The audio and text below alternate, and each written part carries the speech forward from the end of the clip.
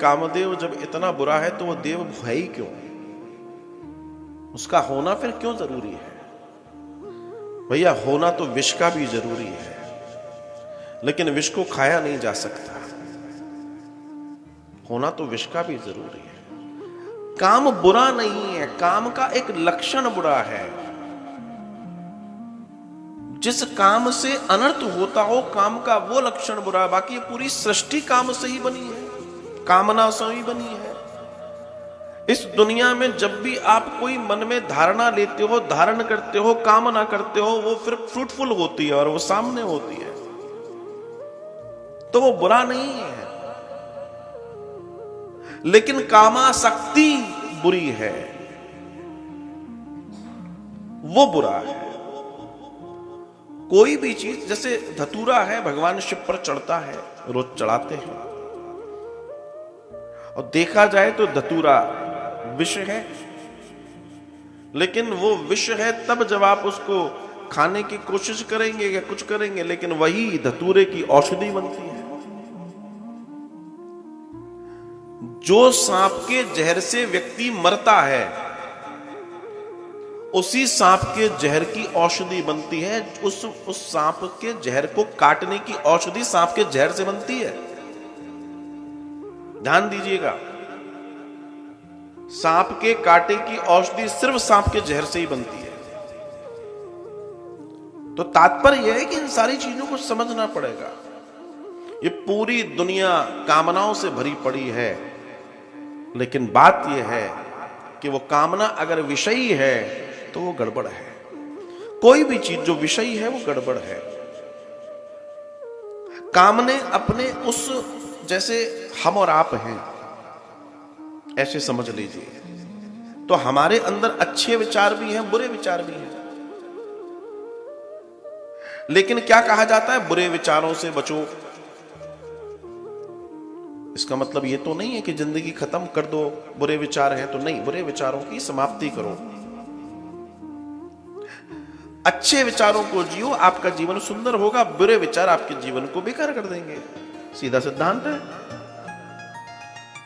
इस क्रम में, इस सृष्टि के पूरे क्रम में कामदेव का बड़ा उपयोग है, लेकिन उनके जो विकार हैं उसका उपयोग नहीं करना था, उन्होंने उसी का उपयोग करवा दिया। कामदेव ने अपनी आसक्ति के बाण छोड़े भगवान महादेव पर, उन्होंने अपनी तीसरी नेत्र खोली और उसे भस्म कर दिया। तात्पर्य बड़ा सीधा है कि आप कामासक्त तब हो सकते हैं, उसके बाणों से तब मर सकते हैं जब तक आपका तीसरा नेत्र नहीं खुला। ऐसा नहीं है कि भगवान शिव के पास ही अकेला तीसरा नेत्र है, हर व्यक्ति के पास तीसरा नेत्र है, ज्ञान रूपी। ज्ञान में पाप भस्म हो जाते हैं। जब आप अपने ज्ञान को खोलना शुरू करेंगे, ज्ञानी होना शुरू करेंगे, तो पाप भस्म होना शुरू हो जाएगा। ये दर्शन है।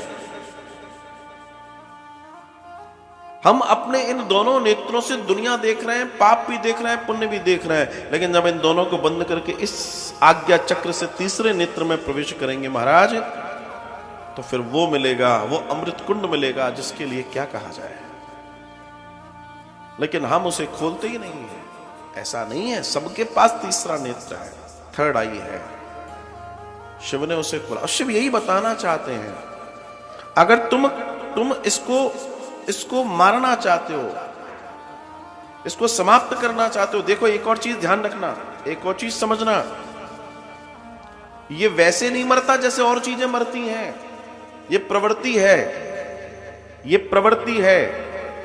जैसे क्रोध एक प्रवृत्ति है, वैसे काम भी एक प्रवृत्ति है, और वो आपकी इंद्रियों के साथ ही पैदा हुआ है। लेकिन इसे ज्ञान के साथ, संयम के साथ, सोच के साथ शांत करके कोने में पटक देना होता है।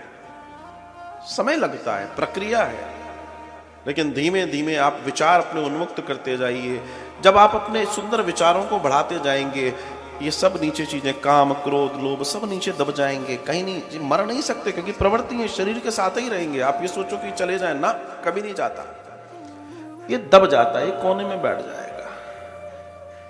और ऐसा नहीं है कि कोई नहीं कर सकता, जब व्यक्ति चाहे तब कर सकता है। सीधा सिद्धांत है, समझना हमें है।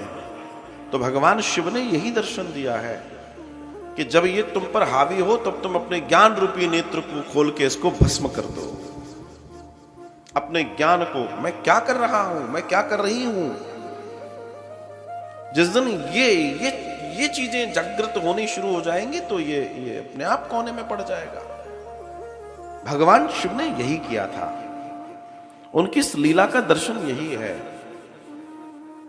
और ये योग से, समाधि से, धैर्य से, संयम से, बुद्धि से, विवेक से, सत्संग से संभव है।